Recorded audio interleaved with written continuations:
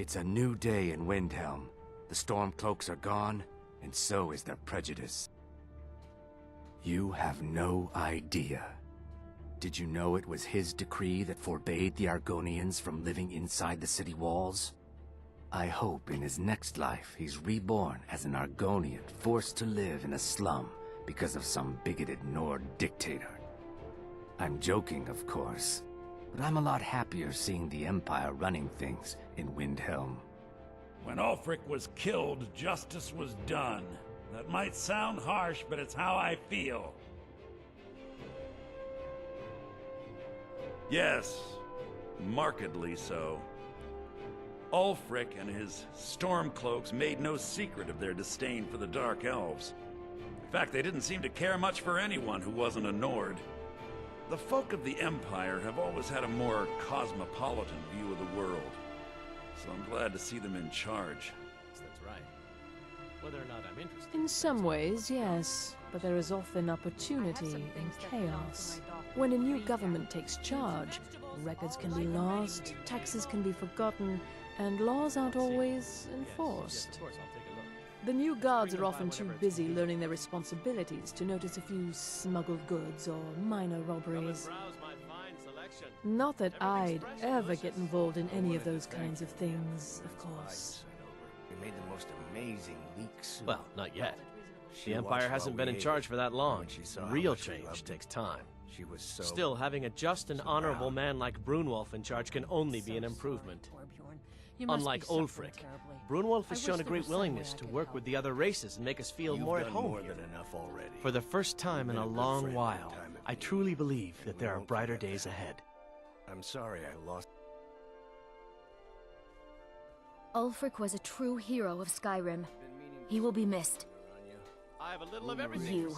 Every time I look at you, my blood boils. One should never pay too much attention to rumors told. I make no secret of it. I don't care if the Empire controls the city or not. I won't hide my loyalty to the dream of a free Skyrim. Ulfric fought for that dream with more courage and honor than any Nord who ever lived. But now he's gone, and the dream is gone with him. But I'll be ready when a new leader takes up the cause. As sure as ice is cold and stone is hard, I'll be ready. I almost didn't. I wasn't sure I could stomach having some Imperial tell me how to live my life. I was ready to pack my things when Hermir came to me. She wanted to make sure I'd finish teaching her the smithing trade. That girl's determination won me over. I suppose it didn't hurt that she said she only wanted to learn from the best smith in Skyrim. I couldn't let her run off to that pretender, Yorlan Greymane, could I?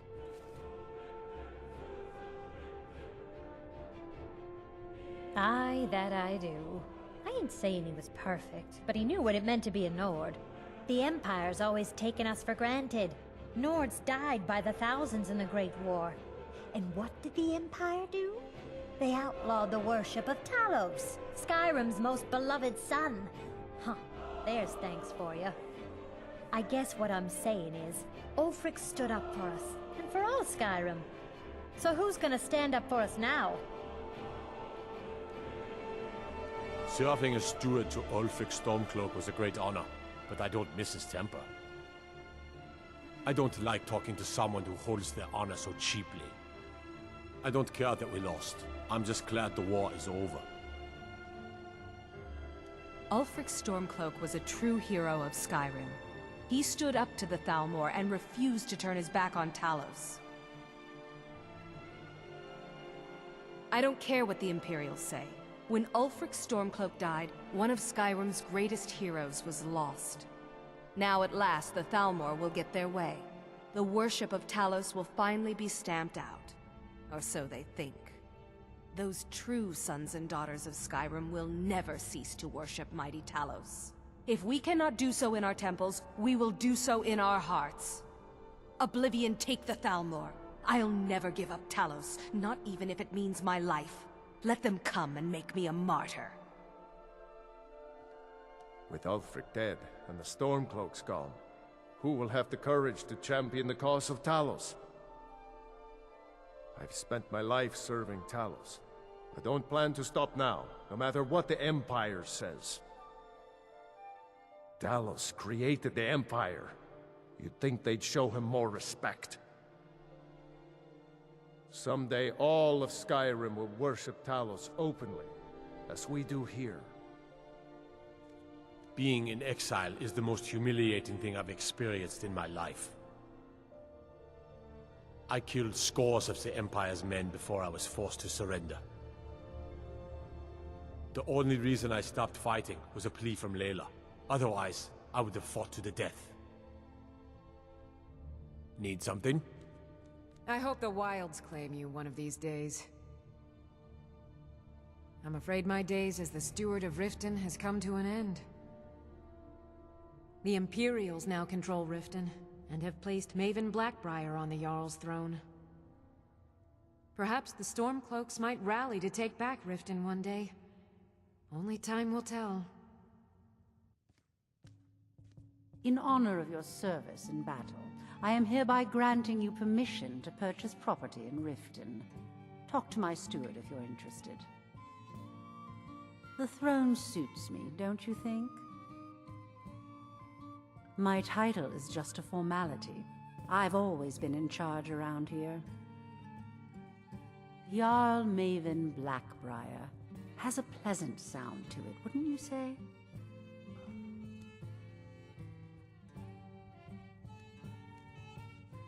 In honor of your service in battle, I am hereby granting you permission to purchase property in Windhelm. Talk to my steward if you're interested. May the gods watch over your battles, friend.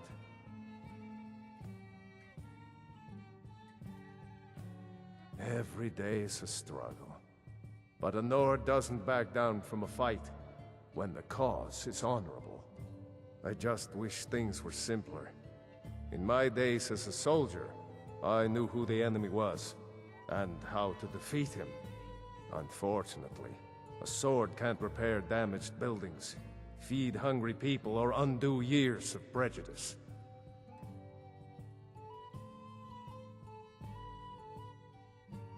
I've taken the first steps toward doing so already. I met with several of the Dark Elves to discuss improvements in the Grey Quarter. But we have no real plans as of yet. First, we'll need to refill our coffers and stockpile stone and wood. The war took a heavy toll on Windhelm's resources. But I swore an oath to our Dunmer friends that for as long as I sit on the throne of Windhelm, their needs will not be ignored. I'd like to, but it's not as simple as that. Most of the folk in the city believe, as Ulfric did, that outsiders should not be trusted. Until those people learn to accept the Argonians, they must remain outside, for their own safety. Old habits don't die easily, and we Nords can be as stubborn as stone. I wish I could say that it was, but it's not that simple. Many Stormcloaks will fight until they die, because they still believe they're fighting for Skyrim's freedom. But without Ulfric, the movement will wither and die. It's only a matter of time. I feel so helpless out here. The people of Riften depended on me, and I failed them. You have something to say, dog? Something on your mind? Unmid and Anuriel shouldn't blame themselves for Riften's fall. I am the one who's ultimately responsible. If Riften can be retaken, I will redouble my efforts to ensure the safety of my subjects and the defense of the Rift. Jarl Skald is upset over the loss of Dawnstar. I'll admit, it's less I have to worry about. I don't like talking to someone who holds their honor so cheaply. The Jarl is tired. Be mindful of that. I should bash your face in after all you've done. You should leave. Skald gets upset around Imperials. The fiercest of the remaining rebels will continue to harass us, but by and large the people here desire peace. What I'm not so sure about is the peace we've made with the Thalmor. But we'll keep that between the two of us, all right? There are those who still call themselves Stormcloaks, who continue to fight us and bring misery to the people, but they are few in number. The ordinary citizen will be happy to get back to life as normal, to have their families return home, and they should enjoy it while they can. I suspect all of Tamriel will again be called to arms in the not-too-distant future.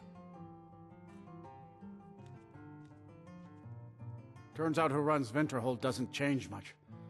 Can't say I'm surprised. That's the real question, isn't it? No one can deny Elisif has a legitimate claim to become High Queen of Skyrim. But we must have the support of the other Jarls for that claim to have any meaning. Should they accept her rule, we will have peace. I was one of the best soldiers in the Stormcloak army, until I took a sword to the chest.